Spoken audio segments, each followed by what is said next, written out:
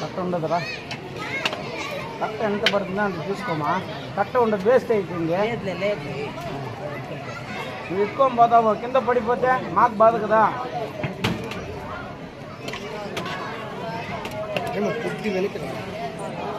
ఈడే పిలుచుకొచ్చి తినిపించేయాలి నువ్వు.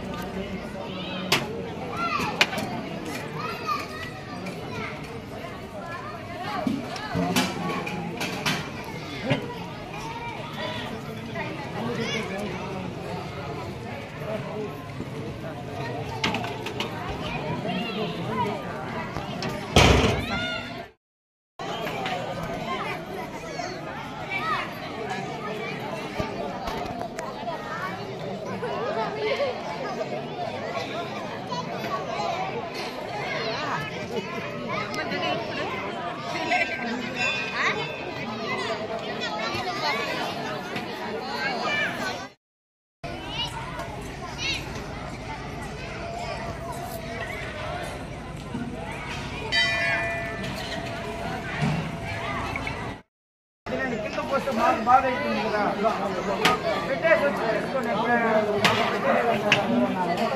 తినండి.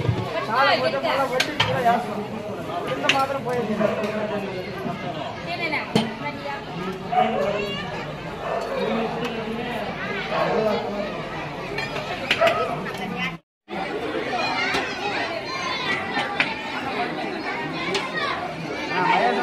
పోయినా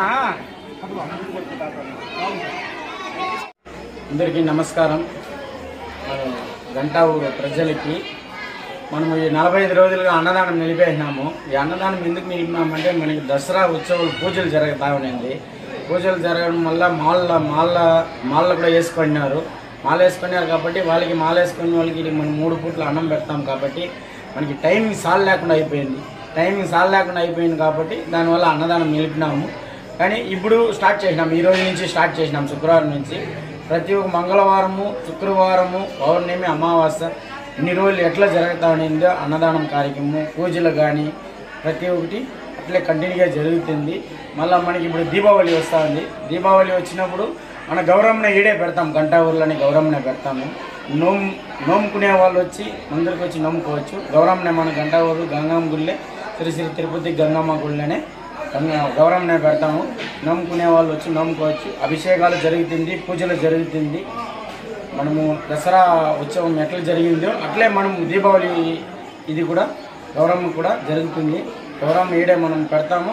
నోముకునే వాళ్ళు వచ్చి ఈడ మన గంటా ఊరు గంగమ్మ గుళ్ళనే నమ్ముకోవచ్చుగా కోరుకుంటున్నాం.